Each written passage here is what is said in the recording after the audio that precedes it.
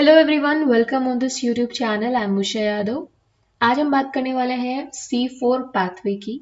Plant के अंदर आपको पता है, प्लांट हमारे प्राइमरी प्रोड्यूसर्स होते हैं। प्लांट के अंदर एक फिनोमिना होता है जिसे हम कहते हैं फोटोसिंथेसिस। इस फोटोसिंथेसिस के फिनोमिना से ही प्लांट अपने फूड को सिंथेसाइज कर सकते हैं खुद से। ठीक है, फोटोसिंथेसिस की एक जनरल रिएक्शन की बात करें तो हम सभी ने पढ़ा है कि फोटोसिंथेसिस में कार्बन डाइऑक्साइड का फिक्सेशन होता है और ये फिक्सेशन होता है in the presence of light energy, है ना। और उससे जब कार्बन डाइऑक्साइड का फिक्सेशन होगा तो हमें ग्लूकोज मॉलिक्यूल मिलेगा, राइट। यही हमारा फोटोसिंथेसिस का मेन पर्पस होता है। क्लियर। अब आपको पता है कि जो फोटोसिंथेसिस की रिएक्शन प्लांट के अंदर चल रही होती है, एक नॉर्मल प्लांट के अंदर जब ये रिएक्शन चल रही होती है तो उस प्लांट में फोटोसिंथेसिस 2 स्टेप में कंप्लीट होता है। ठीक है, 2 स्टेप में एक उसमें लाइट रिएक्शन होती है, दूसरी जो रिएक्शन है उसका नाम है डार्क रिएक्शन, है ना। आई एम श्योर आपने पढ़ी होगी। अगर आपने फोटोसिंथेसिस का फिनोमिना पढ़ा है तो डेफिनेटली आप उससे फेमिलियर होंगे। लाइट रिएक्शन जो होती है, लाइट रिएक्शन के अंदर हम लोग लाइट को यूटिलाइज करके यहाँ पर एटीपी और NADPH जैसे प्रोडक्ट की फॉर्मेशन होती है। ठीक है, लाइट को यूटिलाइज किया जाता है और एटीपी और NADPH जैसे एंड प्रोडक्ट हमें मिलते हैं इन द लाइट रिएक्शन। और अगर और भी बातें हम कहें तो लाइट रिएक्शन कंडक्ट होती है थायलैकोइड मेम्ब्रेन के अंदर, है ना। आपको पता है थायलैकोइड मेम्ब्रेन कहाँ है भैया? क्लोरोप्लास्ट के अंदर प्रेजेंट है। ठीक है, अब जो डार्क रिएक्शन है, डार्क रिएक्शन को लाइट रिएक्शन के प्रोडक्ट चाहिए होते हैं अपने कंप्लीशन के लिए, और डार्क रिएक्शन को ही बायोसिंथेटिक फेज कहा जाता है। इस बायोसिंथेटिक फेज में पहला स्टेबल प्रोडक्ट क्योंकि 3 कार्बन का बनता है, इसलिए इस बायोसिंथेटिक फेज को C3 साइकिल भी कह दिया जाता है। इस C3 साइकिल के लिए क्योंकि हम एटीपी और NADPH जो लाइट रिएक्शन से मिले हैं उनको यूटिलाइज करते हैं, इसीलिए डार्क रिएक्शन हमारा लाइट रिएक्शन पर डिपेंडेंट होता है और इस तरीके से हमारा फोटोसिंथेसिस कंप्लीट होता है in the form of these 2 cycle. ठीक है, लाइट रिएक्शन में हमने एटीपी और NADPH प्रोड्यूस किया, उसी एटीपी NADPH और कार्बन डाइऑक्साइड और वाटर मॉलिक्यूल को यूज करके हमने ग्लूकोज बना लिया, जिसको हम लोग एक्चुअल में कह भी क्या रहे थे कि फोटो लाइट की प्रेजेंस में हमने सिंथेसाइज कर दिया, कार्बन डाइऑक्साइड का फिक्सेशन कर दिया, है ना। बात ये आती है कि हम फोटोसिंथेसिस क्या बातें क्यों कर रहे हैं। एक्चुअली C4 पाथवे उसी फोटोसिंथेसिस की प्रोसेस को सपोर्ट करता है। कैसे सपोर्ट करता है ना। आपने एक चीज पढ़ी होगी, आपने ये पढ़ा होगा कि जितने भी इस प्लैनेट के ऊपर हमारे प्लांट प्रेजेंट है, ऑटोट्रोप्स प्रेजेंट है जो फोटोसिंथेटिक है, उन सभी के अंदर C3 साइकिल होती है, यानी कि C3 cycle is common to all photosynthetic plant. जितने भी फोटोसिंथेटिक प्लांट होंगे उन सभी के अंदर हमारी C3 साइकिल तो होगी ही होगी। क्लियर। अब C3 साइकिल हो रहा है मतलब बायोसिंथेटिक साइकिल चल रहा है, तो ये C4 पाथवे क्या चीज है? C4 पाथवे बेसिकली एक ऐसा मैकेनिज्म, एक ऐसा पाथवे है जो प्लांट को एक्सट्रीम कंडीशन में सरवाइव करने में हेल्प करता है ना। आप जब भी प्लांट की डिफरेंट प्लांट पढ़ते हो तो आप पढ़ते हो कि कुछ प्लांट ऐसे होते हैं जो एक्सट्रीम ट्रॉपिकल ड्राई कंडीशन के अंदर ग्रो कर रहे होते हैं, एक्सट्रीम ड्राई कंडीशन में ग्रो कर रहे होते हैं। ऐसे प्लांट को सनलाइट का एक्सपोजर ज्यादा होता है, टेम्परेचर वहां पर बहुत ज्यादा होता है, लाइट इंटेंसिटी बहुत ज्यादा होती है। तो ऐसी कंडीशन में अगर वो स्टोमेटा को ओपन रखेंगे तो ट्रांसपीरेशन बढ़ जाएगा, ट्रांसपीरेशन बढ़ जाएगा तो डिहाइड्रेशन हो जाएगा, और डिहाइड्रेशन हो जाएगा तो प्लांट ऐसी एक्सट्रीम कंडीशन में सरवाइव नहीं कर पाएगा। तो ऐसी एक्सट्रीम कंडीशन में यानी कि ड्राई कंडीशन में सरवाइव करने के लिए प्लांट ने एक मॉडिफिकेशन किया अपनी एनाटॉमी में, और उस मॉडिफिकेशन के बाद उसने एक ऐसा पाथवे इंट्रोड्यूस कर दिया C3 पाथवे के साथ, जिसे हम C4 पाथवे कह रहे हैं, जो उस प्लांट को ऐसी high temperature high light intensity वाली कंडीशन में सरवाइव करने के लिए उसको बेनिफिट कर रहा है, उसको हेल्प कर रहा है। ठीक है, तो C4 पाथवे का नाम C4 पाथवे इसलिए रखा गया है क्योंकि C4 पाथवे के अंदर just like the C3 cycle जो पहला स्टेबल स्टेबल प्रोडक्ट बनता है क्योंकि उसके अंदर 4 कार्बन कंपाउंड होते हैं। उसका नाम भी क्या है? Oxalo acetic acid. ठीक है, क्या नाम है? Oxalo acetic acid. ठीक है जी, ये बनता है, इसीलिए इस पाथवे को हमने C4 पाथवे बोल दिया। C4 साइकिल किन प्लांट में कंडक्ट होगी? वो प्लांट जो हाई टेम्परेचर वाली कंडीशन में ग्रो कर रहे हैं, यानी कि टेरेस्ट्रियल हैबिटेट वाले प्लांट, हाई लाइट इंटेंसिटी वाले एरिया में ग्रो कर रहे हैं।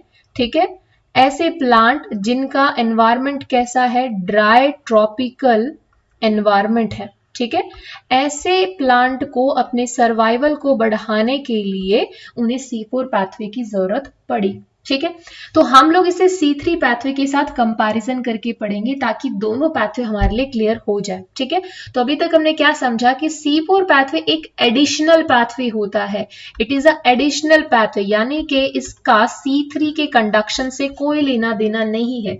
प्लांट चाहे C4 हो चाहे आपका C3 हो, उसमें C3 पाथवे तो चलेगा ही चलेगा, लेकिन वो प्लांट जो हाई टेम्परेचर वाली कंडीशन में ग्रो कर रहे हैं, हाई लाइट इंटेंसिटी वाली कंडीशन में, या ड्राई ट्रॉपिकल टेरेस्ट्रियल हैबिटेट में ग्रो कर रहे हैं, उन प्लांट के अंदर C3 प्लांट के साथ साथ C3 साइकिल के साथ साथ C4 साइकिल एक एडिशनल पाथवे चलता है जो उनके सर्वाइवल को बढ़ाता है। ठीक है, तो हम कह सकते हैं बायोसिंथेटिक फेज तो होगा ही होगा, C3 साइकिल तो होगी ही होगी, बट C4 भी हो रहा है ना। अब C3 साइकिल के बारे में एक और चीज यहाँ से ऐड कर लीजिए कि इसका जो लोकेशन होता है C3 साइकिल के कंडक्शन का, आपको पता है फोटोसिंथेसिस कहाँ हो रहा है? लीफ में हो रहा है। लीफ में भी कहाँ हो रहा है? क्लोरोप्लास्ट में हो रहा है। और क्लोरोप्लास्ट में भी कहें तो थाइलोकाइड या हमारा ग्रेना है या स्ट्रोमा है, ग्रेना और स्ट्रोमा दोनों ही पार्टिसिपेट कर रहे हैं फोटोसिंथेसिस की प्रोसेस में, है ना। तो इन शॉर्ट कहें क्लोरोप्लास्ट के अंदर ये एक सेलुलर ऑर्गेनली है जिसके अंदर ये चीजें हमारी हो रही हैं। अब लीफ के अंदर भी कौन सी सेल होती है जिसके अंदर क्लोरोप्लास्ट प्रेजेंट होता है? उस सेल का नाम है मीजोफिल सेल, है ना। ये मीजोफिल सेल है। नॉर्मल उन प्लांट की बात कर रहे हैं जिनमें C3 साइकिल ही कंडक्ट हो रहा है, C4 पाथवे नहीं है। C4 पाथवे के लिए हमारे पास एनाटॉमी भी थोड़ी चेंज हो जाती है। प्लांट अपने आप को मॉडिफाई कर लेता है। कैसे मॉडिफाई करेगा? एक नॉर्मल लीफ और एक C4 प्लांट की लीफ को हम थोड़ा कंपेयर करके समझते हैं। ये देखिए, ये सबसे पहले ये हमारा एक नॉर्मल लीफ है, एक नॉर्मल प्लांट का normal leaf, normal plant, this is our leaf. आपको पता है अगर एक डाइकोटिलेडन लीफ की बात करते हैं, डाइकोट की लीफ की बात करते हैं, तो हमारी डाइकोट लीफ में वेंट्रल सरफेस, डॉर्सल सरफेस होता है, और उसका अगर एनाटॉमी हम देखें तो हम क्या देखेंगे? एक सिंगल लेयर एपिडर्मल लेयर जो दोनों सरफेस पर डॉर्सल वेंट्रल साइड पर प्रेजेंट है। अगर हम लोग डॉर्सल से वेंट्रल की तरफ मूव कर रहे हैं तो हमें दो तरीके की मीजोफिल सेल यहाँ पर देखने को मिलती है। एक मीजोफिल सेल जिनको हमने पैलिसेड सेल कहा है। पैलिसेड क्यों? क्योंकि ये इलोंगेटेड सेल्स होती हैं। ठीक है, लार्ज इलोंगेटेड सेल है। किधर प्रेजेंट है? डॉर्सल सरफेस की तरफ में। ठीक है, वेंट्रल सरफेस की तरफ आप आओगे तो ऐसे लूज सेल प्रेजेंट है, इनको कहा गया है स्पॉन्जी सेल्स। ठीक है, ये हमारी क्या है? Spongy mesophyll cells, spongy mesophyll cells. चाहे आपकी सेल पैलिसेड हो चाहे आपकी स्पंजी मीजोफिल सेल हो, मीजोफिल सेल दोनों के अंदर ही क्लोरोप्लास्ट प्रेजेंट होता है, बट मेजॉरिटी में ज्यादा क्लोरोप्लास्ट हमारी स्पंजी मीजोफिल सेल में प्रेजेंट होता है।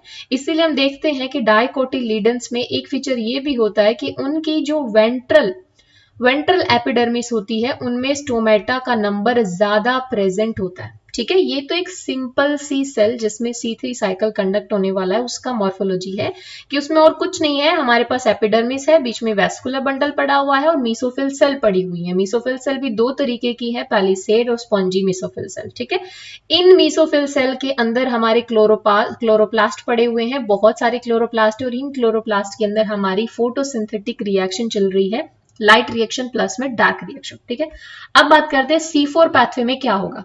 यानी कि ऐसे प्लांट जिनमें C4 साइकिल चलने वाली है उनमें आपको क्या देखने को मिलेगा? उनमें आपको स्पेशल एनाटॉमी देखने को मिलेगी जिसे हम कह रहे हैं क्रैंच एनाटॉमी।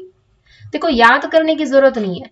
क्रैंच का सिंपली मतलब होता है एक special arrangement of leaf. Leaf का एक स्पेशल अरेंजमेंट यहाँ पे हो रखा है। जहां हमारे नॉर्मल प्लांट में सिर्फ एक ही तरीके की सेल थी, मीसोफिल सेल, यहाँ पर दो तरीके की सेल हो जाती है। कैसी सेल हो जाती है? यहाँ पर दो सेल है, कैसी सेल है? एक सेल हो जाती है जिसको हम कहते हैं बंडल शीथ सेल। शीथ का मतलब होता है कवरिंग, बंडल मतलब बंडल में बहुत सारी सेल्स पड़ी हुई हैं जो कवरिंग का काम कर रही है। किसको कवर कर रही है? ऐसी सेल जिसके अंदर हमारी C3 साइकिल चल रही है। कौन सी सेल चल रही है? मेसोफिल सेल होना चाहिए, है ना? बट C4 प्लांट में होता क्या है, हमारे वेस्कुलर बंडल के अराउंड सेल प्रेजेंट होती है जिनको कहते हैं बंडल शीथ सेल। ठीक है, उन बंडल शीथ सेल के अराउंड प्रेजेंट होता है हमारा मेसोफिल सेल। यानी कि यहाँ पर दो तरीके की सेल होती है, मेसोफिल और बंडल शीथ सेल। ठीक है, बंडल शीथ सेल के अंदर हमारे पास वो सारे एंजाइम अवेलेबल होंगे जो हमारी साइकिल के लिए जरूरी है। तो यहाँ पर आपने क्या ध्यान रखना है कि बंडल शीथ सेल के अंदर हमारी C3 साइकिल चलेगी और जो मेसोफिल सेल है और बंडल शीथ सेल है, इन दोनों को मिला के हमारी C4 साइकिल चलेगी। देखो, कंफ्यूजन नहीं रखना। मैं चाहती तो मैं आपको C4 पाथवे डायरेक्ट समझा सकती थी, बट मेरा पर्पस ये है कि आपको समझ में आना चाहिए कि प्लांट में ये चीज चल कहाँ पे रही है। दैट्स वाई मैं आपको थोड़ा सा सिंप्लीफाई करके समझा रही हूँ। सो मे बी ये लेसन हमारा लेंदी हो सकता है, but I am damn sure इस लेसन के बाद आपको दोबारा C4 पाथवे में कभी कंफ्यूजन नहीं आएगी। ठीक है, तो हमने क्या देखा कि हमारे प्लांट एक स्पेशल मॉडिफिकेशन कर लेते हैं जब उन्हें ड्राई कंडीशन में ग्रो करना होता है, उसका नाम है क्रैंच एनाटॉमी। क्रैंच एनाटॉमी में सिंपली क्या होता है, जहां हमारे पास लीफ के अंदर सिर्फ एक ही तरीके की सेल प्रेजेंट थी, मेसोफिल सेल, अब यहाँ पर दो तरीके की सेल आ जाती है, मेसोफिल और बंडल शीथ सेल। याद कैसे रखेंगे? बंडल शीथ सेल नाम से पता चल रहा है बंडल ऑफ सेल प्रेजेंट है, क्योंकि यहाँ पर more than 2 layer bundle sheath cell की प्रेजेंट होती है। शीथ यानी कि कवरिंग का काम करती हैं। किसको कवर करके रखेंगी? वेस्कुलर बंडल को कवर करके रखेंगी। तो ये आपको दिख रहा है आपका स्टेलर सिस्टम, आपका वेस्कुलर बंडल है। इस वेस्कुलर बंडल के अराउंड आपको बंडल शीथ सेल नजर आएंगी, बहुत ही थिक सेल होती हैं ये, और इनके अंदर आप देखोगे कि डिपोजिशन भी अच्छा खासा मिलता है और इनकी लेयरिंग भी आप देख सकते हो, 2 to 3 लेयर इसमें प्रेजेंट हो सकती है। इन बंडल शीथ के अराउंड हमारी मेसोफिल सेल प्रेजेंट होगी। ठीक है, यानी कि C4 पाथवे में दो तरीके की सेल इन्वॉल्व होती है, मेसोफिल सेल और बंडल शीथ सेल। ठीक है, ये तो बात हो गई कि दोनों प्लांट में एनाटॉमिकल क्या डिफरेंस होता है ना। अब बात करते हैं हम लोग एक्चुअल पाथवे की। ठीक है, एक्चुअल पाथवे C4 पाथवे में क्या था? अगर आपने C3 पाथवे पढ़ा है तो आपके लिए इसको समझना बहुत इजी हो जाएगा। C3 पाथवे का सिंपली मतलब बायोसिंथेटिक फेज है, तो बायोसिंथेटिक फेज तो होने ही होने वाला है। अब बायोसिंथेटिक फेज को रॉ मटेरियल चाहिए कार्बन डाइऑक्साइड। ठीक है, उसको रॉ मटेरियल चाहिए ATP और NADPH। क्लियर?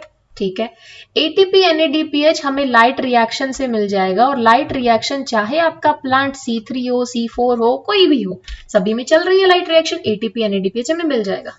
CO2 हमें चाहिए। CO2 हमारा कहां से आएगा? स्टोमेटा के थ्रू एंटर करेगा, गैसेस एक्सचेंज में एंटर करना चाहिए, है ना। अब सोचिए आपका प्लांट बहुत ही ड्राई कंडीशन में ग्रो कर रहा है, अगर प्लांट स्टोमेटा को ओपन रखेगा, गैसेस एक्सचेंज कराएगा तो ट्रांसपिरेशन हो जाएगा, प्लांट का सर्वाइवल मुश्किल हो जाएगा।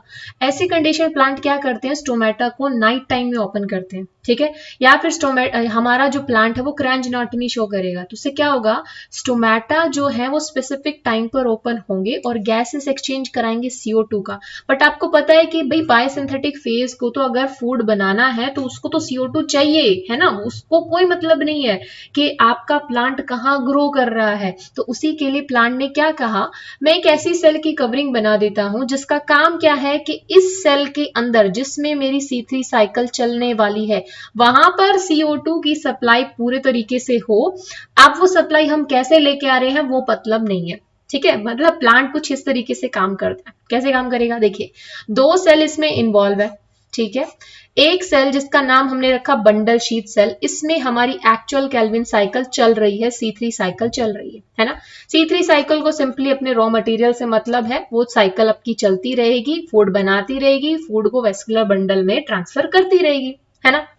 ठीक है, मेसोफिल सेल अब यहाँ पे क्या करती है? अगर आपको C3 साइकिल याद है तो आपको पता है C3 साइकिल के अंदर एक एंजाइम है जिसका बहुत इंपॉर्टेंट रोल होता है, जिसको हम कहते हैं रुबिस्को। ठीक है, रुबिस्को बहुत काम कर रहा है। क्या काम कर रहा है? कार्बोक्सिलेशन का काम कराता है, CO2 की फिक्सेशन का काम कराता है, पहला स्टेप केल्विन साइकिल का। ठीक है। अब हमारे पास C4 साइकिल में क्या होगा, C4 cycle simply carbon dioxide को हमारी बंडल शीथ सेल तक पहुंचाती है ताकि वहां पर बायोसिंथेटिक साइकिल चल सके। कैसे पहुंचाएगी ये पहुंचाएगी ऐसे कि हमारी मेसोफिल सेल में एक एंजाइम होता है जिसका नाम है पैप कार्बोक्सिलेज। पैप कार्बोक्सिलेज की एक्टिविटी समहाउ रुबिस्को के जैसी ही होती है, बस ये कार्बोक्सिलेशन का ही काम करता है। पैप कार्बोक्सिलेज जैसे ही स्टोमेटा के थ्रू गैसेस एक्सचेंज में CO2 एंटर करेगा मेसोफिल सेल में, उस एक CO2 को फिक्स करा देगा एक 4 कार्बन कंपाउंड की फॉर्म में। यानी कि कार्बन डाइऑक्साइड का अडेप्टर कौन है, कार्बन डाइऑक्साइड का अडेप्टर है फोस्फोफिनोल पायरुवेट। ये कार्बोक्सिलेशन कब हुआ, यानी कि ये फिक्सेशन कब हो रहा है, पीईपी के साथ हो रहा है in the presence of enzyme PEP carboxylase. ये क्या बनाएगा, एक 4 कार्बन का कंपाउंड बना देगा जिसे हम कह रहे हैं ऑक्सैलो एसिटिक एसिड। यही रीजन है कि C4 पाथवे का नाम C4 रखा गया है, क्योंकि पहला जो अडेप्टर है वो तो फोस्फोफिनोल पायरुवेट है, बट कार्बन डाइऑक्साइड के एक्सेप्टिंग के बाद वो हमारा 4 कार्बन कंपाउंड बन जाता है, इसीलिए इस पाथवे का नाम C4 पाथवे रखा गया। क्लियर, क्या हुआ आगे ये हुआ कि ये C4 हमें ट्रांसफर करना है बंडल शीथ सेल के पास में, क्योंकि देखो ये ऑक्सैलो एसिटिक एसिड है ना, ये कैसी गाड़ी की तरह काम करता है जो सिंपली कार्बन डाइऑक्साइड को बंडल शीथ सेल तक लेके जाएगा ताकि बंडल शीथ सेल में कैल्विन साइकिल हो सके, बायोसिंथेटिक साइकिल हो सके और हम सुक्रोज या शुगर का निर्माण कर सके, है ना, मतलब सिंथेसिस कर सके। तो ये सिंपली एक व्हीकल की तरह काम करता है, ठीक है। ये व्हीकल ऑक्सैलो एसिटिक एसिड जो है ना, ये डायरेक्टली बंडल शीथ सेल में एंटर नहीं कर सकता, इसीलिए ये ऑक्सैलो एसिटिक एसिड सबसे पहले किस में कन्वर्ट होगा, या तो ये मैलिक एसिड में कन्वर्ट होगा या फिर ये कन्वर्ट होगा एस्पार्टिक एसिड में। दोनों क्या है, 4 कार्बन कंपाउंड है। जैसे ही मैलिक एसिड या एस्पार्टिक एसिड में कन्वर्ट हुआ, अब ये प्लाज्मोडिस्माटा के थ्रू, देखो ये कनेक्शन क्या है, प्लाज्मोडिस्माटा है, आपको पता है ना, प्लाज्मोडिस्माटा के थ्रू हमारी प्लांट सेल डायरेक्टली कनेक्टेड होती है। तो इस प्लाज्मोडिस्माटा के थ्रू हमारा जो मैलिक एसिड 4 कार्बन कंपाउंड है बंडल शीथ सेल में एंटर कर जाएगा, ठीक है। गाड़ी आ चुकी है, कार्बन डाइऑक्साइड को लेके आ चुकी है, रॉ मटेरियल आ चुका है। रॉ मटेरियल क्या चाहिए था, कार्बन डाइऑक्साइड चाहिए था। किस गाड़ी में बैठ के आया, मैलिक एसिड में बैठ के आया। अब हमें गाड़ी की अनलोडिंग करनी है ना, हमने क्या किया, कार्बन डाइऑक्साइड को तो हमने निकाल लिया, और अब सोचो 4 कार्बन कंपाउंड में से आपने एक कार्बन डाइऑक्साइड निकाल दिया तो एक कार्बन तो निकल गया, बचा कितना, 3 कार्बन बचा, है ना। अब इस 3 कार्बन को हम वापस मेसोफिल सेल को भेज देंगे, क्योंकि हमें नया कार्बन डाइऑक्साइड लेके आना, बेसिकली एक गाड़ी की तरह काम कर रहा है ना। तो क्या होगा, हमने यहां से क्या बनाया, एक कार्बन डाइऑक्साइड तो ले लिया, वो कार्बन डाइऑक्साइड के बाद हमारे पास 3 कार्बन कंपाउंड बचा जिसे हम कह रहे हैं पायरुवेट। पायरुवेट वापस प्लाज्मोडिस्माटा के थ्रू मेसोफिल सेल में एंटर करेगा, वहां पे जाने के बाद वो वापस फोस्फोफिनोल पायरुवेट पीईपी में कन्वर्ट हो जाएगा और एटीपी को यूज करके, एंड देन वापस पीईपी हमारा तैयार है उस गाड़ी की तरह काम करने के लिए जो वापस कार्बन डाइऑक्साइड को लोड कराने वाली है ना। तो सिंपली ये मैकेनिज्म काम क्या कर रहा है, C4 पाथवे का सिंपल सा मतलब ये है कि जब एक्सट्रीम कंडीशन होती है तो एक तो कैल्विन साइकिल के पास कार्बन डाइऑक्साइड की कमी ना हो। देखो हो क्या रहा है, ये साइकिल क्या कर रही है, ये वाली जो साइकिल है, ये वाली साइकिल सिंपली कार्बन डाइऑक्साइड को मेसोफिल सेल से लेके बंडल शीथ में भरे जा रही है। मान लो यहाँ पे बहुत सारा CO2 हो गया, बहुत सारा CO2 हो गया, है ना। अब सोचो यहाँ पे इतना इनफ CO2 प्रेजेंट है, कैल्विन साइकिल में कोई भी स्टॉपेज तो आएगा नहीं, है ना। तो अगर एक्सट्रीम कंडीशन में स्टोमेटा को बंद कर भी दिया तब भी कैल्विन साइकिल पे कोई फर्क नहीं पड़ेगा। क्यों, क्योंकि बंडल शीथ सेल के पास बहुत सारा CO2 अवेलेबल है कैल्विन साइकिल को कंडक्ट कराने के लिए। तो इसका सिंपल सा मैकेनिज्म ये है, एक्सट्रीम कंडीशन में अगर हमें स्टोमेटा बंद करना पड़ा तब भी कार्बन डाइऑक्साइड की सप्लाई कम ना हो, कैल्विन साइकिल के पास इनफ कार्बन डाइऑक्साइड हो उसकी फिक्सेशन करने के लिए, क्योंकि प्लांट को एनर्जी तो चाहिए ना। एनर्जी कहां से मिलेगी, शुगर से मिलेगी, है ना। और वो कहां से मिलेगी, वो कैल्विन साइकिल से मिलेगा। तो कैल्विन साइकिल बंद हो गया तो प्लांट को फूड नहीं मिलेगा, और फूड नहीं मिलेगा तो प्लांट सर्वाइव कैसे करेगा, है ना। तो सिंपली ये साइकिल कुछ ऐसे काम कर रही है, एक 3 कार्बन कंपाउंड का एक व्हीकल काम करता है जो एक कार्बन डाइऑक्साइड को लेके आएगा, एक बार साइकिल चलेगी, उसको बंडल शीथ सेल को ट्रांसफर करेगा, वो वापस चला जाएगा मेसोफिल सेल में एक नए कार्बन डाइऑक्साइड को लेने के लिए, ठीक है। तो C4 पाथवे का सिंपल सा काम है कार्बन डाइऑक्साइड को पहुंचाना केल्विन साइकिल के लिए बायोसिंथेटिक फेज के लिए। आई एम श्योर अब आपको ये क्लियर हो गया होगा कि C4 साइकिल एक्चुअल में काम कैसे कर रही है। तो C4 साइकिल एक एडिशनल पाथवे है, ये कोई अलग नहीं है C3 पाथवे से, ये सिर्फ एक एडिशनल पाथवे है जो C3 पाथवे की हेल्प कर रहा है ताकि वो प्रॉपर अमाउंट में कार्बन डाइऑक्साइड का फिक्सेशन कर सके in the form of sucrose और शुगर। ठीक है, अब दोनों में डिफरेंस देख लेते हैं। एक नॉर्मल C3 प्लांट में और एक नॉर्मल C4 प्लांट में क्या डिफरेंस आपको देखने को मिलेगा, यानी कि एडवर्स कंडीशन में ग्रो कर रहा है ना। देखो C3 प्लांट क्या थे, नॉर्मल प्लांट थे, कोई भी एडवर्स कंडीशन नहीं है ना, नॉर्मल प्लांट थे। लेकिन C4 प्लांट हमारे कैसे हैं, ड्राई ट्रॉपिकल प्लांट है, ड्राई ट्रॉपिकल प्लांट है जिसके अंदर C4 साइकिल चल रही है। C3 प्लांट में नॉर्मल एनाटमी है, नॉर्मल एनाटमी का मतलब सिर्फ मीसोफिल सेल है और इन्हीं मीसोफिल सेल के अंदर हमारा C3 साइकिल चल रहा है, Calvin cycle, biosynthetic cycle, dark cycle, है ना। लेकिन C4 प्लांट के अंदर हमारे पास दो तरीके की सेल है, एक का नाम है बंडल शीथ सेल। इन बंडल शीथ सेल के अंदर हमारा C3 साइकिल चल रहा है एंड दूसरी हमारी जो सेल है जिनका नाम है मीसोफिल सेल, और इन दोनों सेल के अंदर हमारा कलेक्टिवली चल रहा है C4 साइकिल, क्योंकि दोनों साइकिल ही तो इन्वॉल्व हो रही है। मीसोफिल सेल से कार्बन डाइऑक्साइड को लेके आया जा रहा है, बंडल शीथ सेल के अंदर उसको छोड़ा जा रहा है, वापस फिर साइकिल चल रही है, फिर से कोई कार्बन डाइऑक्साइड आ रहा है ना, ऐसे तो काम कर रही है। ओके, अब नॉर्मल प्लांट के अंदर हमारे पास एक एंजाइम है जिसका बहुत इंपॉर्टेंट रोल है, जिसका नाम है रुबिस्को, जो सबसे पहले कार्बन डाइऑक्साइड को फिक्स कराने में हेल्प करता है, या कहें कि सबसे पहला जो स्टेप है हमारी केल्विन साइकिल का, कार्बोक्सिलेशन, इसमें हेल्प कर रहा है। लेकिन हमारी जो C4 प्लांट होती है इनके अंदर पहला जो एंजाइम जो कार्बन डाइऑक्साइड को फिक्स करा रहा है उसका नाम है पैपकेज, यानी कि फोस्फोफिनोल कार्बोक्सिलेज एंजाइम, जो कार्बोक्सिलेशन कराएगा, कहां पर कराएगा, ये कराएगा मीसोफिल सेल के अंदर। ठीक है जी, ये भी कहां करा है, रुबिस्को कहां पे है, मीसोफिल सेल में ही है, क्योंकि C3 साइकिल पूरा कहां चल रहा है, मीसोफिल सेल में ही चल रहा है ना। लेकिन यहां पर क्योंकि कोई बंडल शीथ सेल नहीं है, सारी प्रोसेस किसमें हो रही है, मीसोफिल सेल में। C4 प्लांट में दो सेल है, यानी रुबिस्को कहां पे प्रेजेंट होगा, रुबिस्को प्रेजेंट होगा बंडल शीथ सेल के अंदर। रुबिस्को है C4 प्लांट में भी, पर कहां पर है, ये हमारा बंडल शीथ सेल में प्रेजेंट है।